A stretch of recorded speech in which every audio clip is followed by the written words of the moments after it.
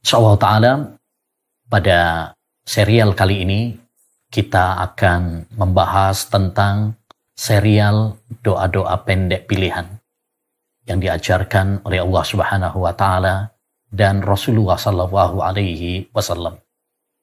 Pada edisi perdana ini sedikit kami akan menyampaikan tentang betapa pentingnya doa di dalam kehidupan kita. Saudaraku, saudariku yang semoga dirahmati oleh Allah Subhanahu wa taala. Kita adalah makhluk dan hamba Allah Subhanahu wa taala yang lemah. Tiada daya dan kekuatan kecuali dengan pertolongan Allah Subhanahu wa taala. Zat yang maha kuat, zat yang maha kaya. Oleh karenanya, tidak sepantasnya bagi kita untuk sombong. Sepantasnya bagi kita untuk memohon pertolongan kepada Allah, merengek kepada Allah Subhanahu wa taala dan berdoa kepada Allah Subhanahu wa taala. Allah berfirman di dalam Al-Qur'an, "Wa qala rabbukum ud'uni astajib lakum. Innal ladzina yastakbiruna an ibadati sayadkhuluna jahannama dakhirin." Rabb kalian mengatakan, "Berdoalah kalian kepada aku.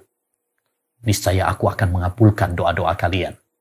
Sesungguhnya orang-orang yang sombong dari ibadah kepada aku, dari berdoa kepada aku, mereka akan masuk neraka dalam keadaan hina." Allah mengatakan bahwasanya orang-orang yang tidak mau berdoa kepada Allah, mereka adalah orang-orang yang sombong. Bagaimana tidak? Kita adalah makhluk yang lemah, tapi nggak mau meminta pertolongan kepada Allah SWT.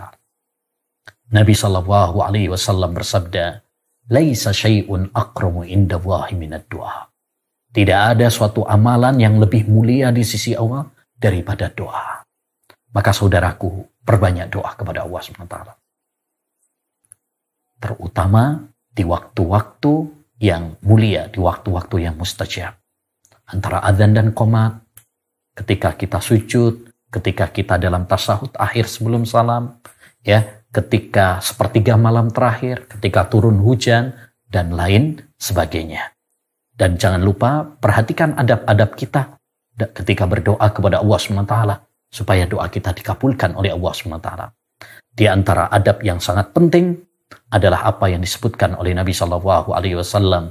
"Ud'ullaha wa antum muqinuna bil ijabah, wa'lamu anna Allaha la yastajibu qalba 'abdin ghafilin lahin." Berdoalah kepada Allah SWT dengan penuh keyakinan, optimis, menghadirkan hati. Dan ketahuilah, Allah tidak mengijabai doa dari hati seorang hamba yang lalai. Maka menghadirkan hati dan penuh keyakinan, optimisme dalam doa adalah salah satu faktor terpenting agar doa kita diterima oleh Allah Subhanahu wa taala.